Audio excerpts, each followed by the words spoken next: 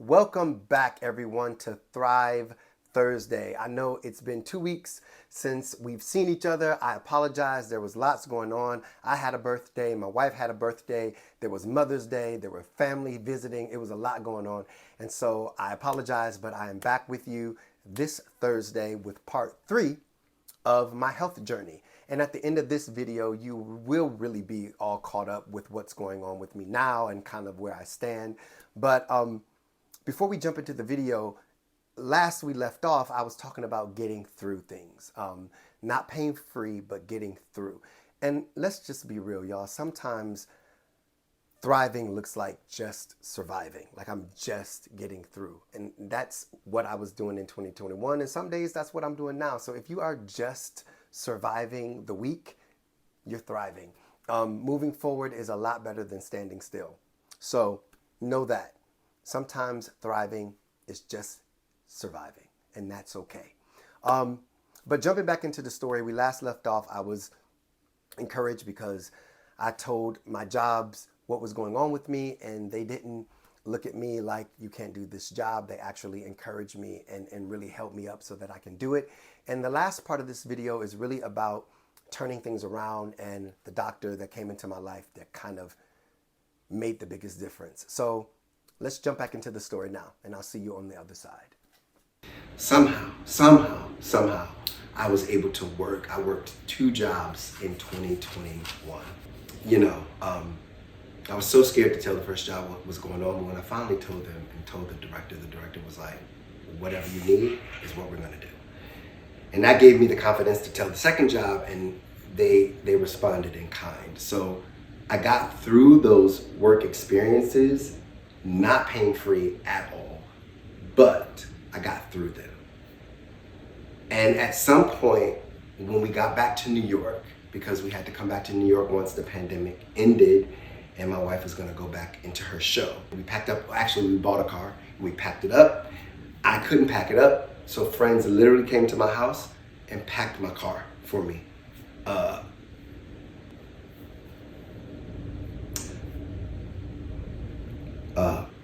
Packed my car for me at night so I could help a little bit, and we drove across country.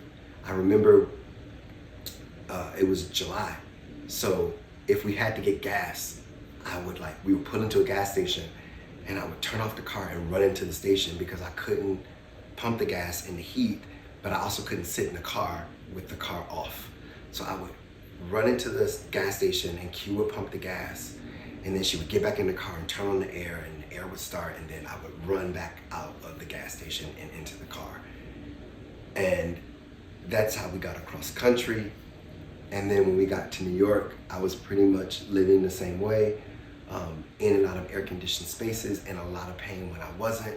And then my doctors here at Memorial Sloan Kettering wanted me to see this dermatologist. And this is really the point of the whole story, because I want to catch you up on what happened to me this summer with this doctor. But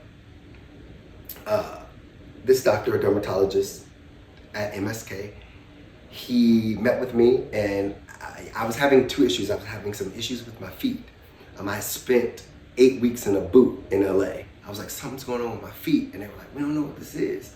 And I was like, and I'm not sweating. And they were like, no, that's not a thing. You know your body. Do not let someone tell you what you know to be true. I knew that I had stopped sweating. I knew it. And I knew that my feet were hurting, but they weren't saying, oh, this is a side effect from the medication. They were like, you have corns. I was like, since when does a corn not allow you to walk?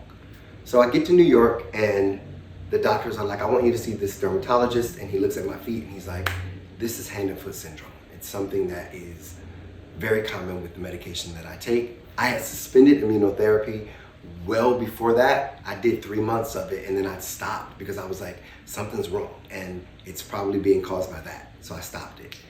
And I was like, oh, so my foot pain is being caused by this side effect. And he was like, 100%. I was like, great, good to know. And I was like, oh, and by the way, like, I'm also having this other thing. And all of my doctors were like, what is this thing? Like, what you're describing seems so much more violent than anything that we've seen.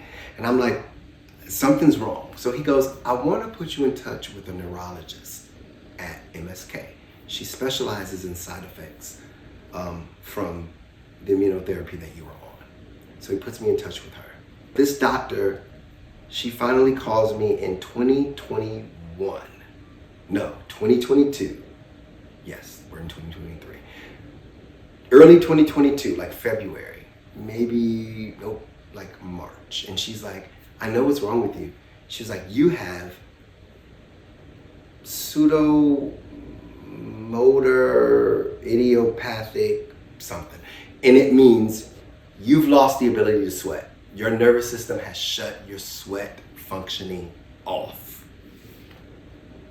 I was like, I knew it. I knew it. And she was like, but the good news is there's a really good fix. 90 minutes of a high dose of steroids intravenously.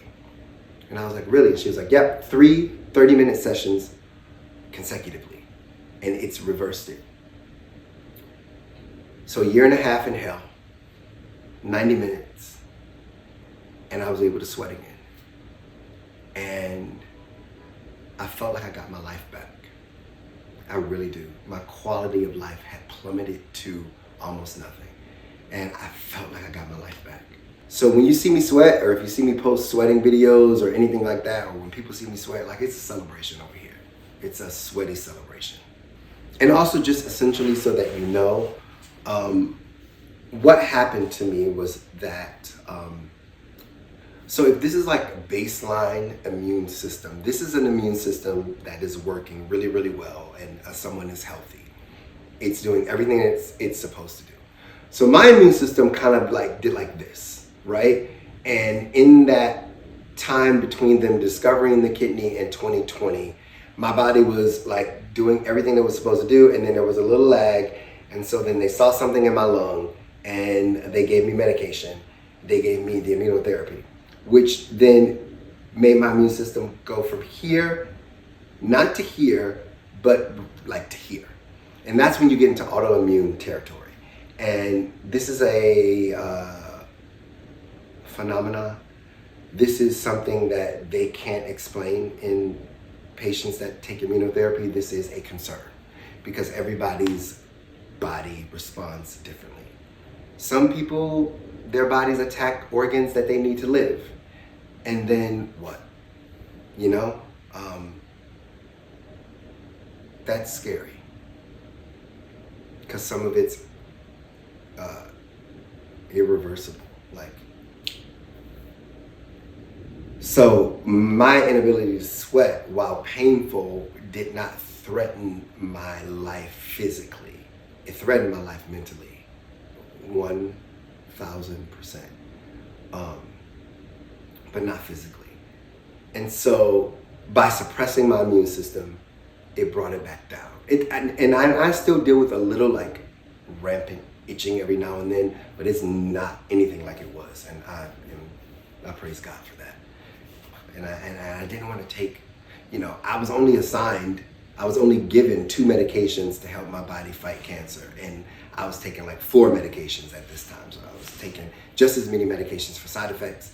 At some point, more medication for side effects than the actual fighting of cancer. So I was trying to reduce the side effect medication. So I started tapering off and, wasn't sure like how much was going to keep me comfortable.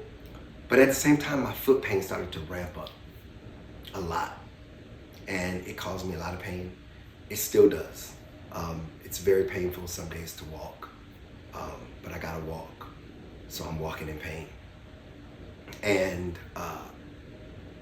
did a clinical trial to try to help my feet, and like my doctor, Dr. Lacouture, is like, God bless this man. Like, he thinks outside the box. And he is just a really caring and compassionate doctor.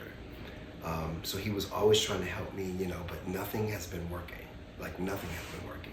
The only thing that helps me is to not take my medication, which is not really an option at this point. The medication I am on indefinitely. So, question mark. So we have to figure this out. And so my doctor recommended that I go to this treatment center in France. And I'm going to tell you all about that in another video. But that is, like, you're all caught up on my health journey. So I've now battled cancer twice, and I am winning, and I expect to continue to win and to meet my grandkids. Option only. You know, I'm also really, really grateful, and this is something that we should all be aware of. When you see someone, you never know what they're going through. And I'm super grateful that I have never looked like what I have been going through. I'm a big health advocate before this, but now especially because of this. So take care of yourselves, okay? Takeaways. I am healthy. I plan to remain healthy. Fought cancer, kicked cancer's ass, still fighting cancer and winning. Expect to continue to win. Like, that's the trajectory right now for me. I appreciate you giving me the space to talk about this. It's not easy, but I am one of the blessed ones. And so I want to make sure that I always come from a place of hope and not despair. And so thanks for letting me share. You know, the last, 4 or 5 years, they have been tricky. They have been some of the scariest years of my life, and then also some of the most beautiful years I've ever experienced. And I think a big part of that is perspective and how you choose to look at your situation. And I think that when you have the right perspective, and sometimes you don't always have the right perspective initially, but if you can gain a better perspective, that to me is always like the must-have initial step to figuring out how to thrive through anything. Sometimes you have to zoom all the way out. Sometimes you have to zoom all the way in. But you have to switch your perspective. And that's something that I'm still learning to do. But yeah, thank you for letting me get all of that out. You're caught up.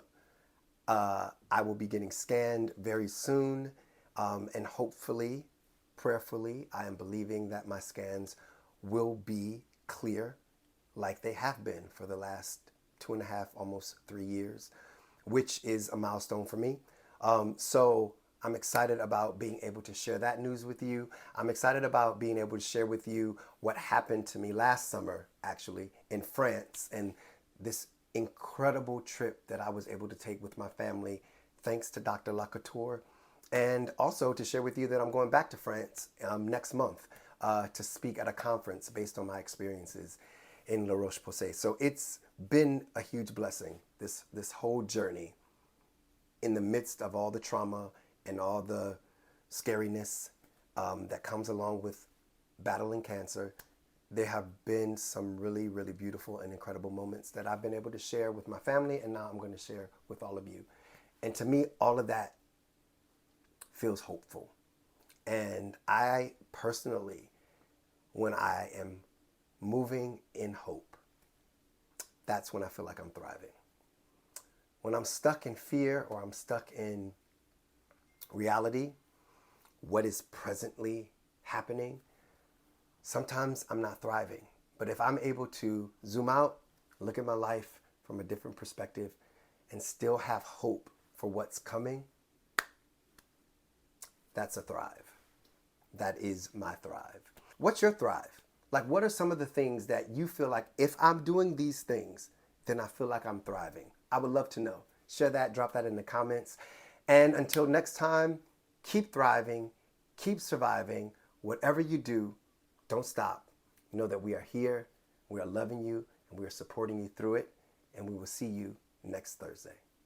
Peace.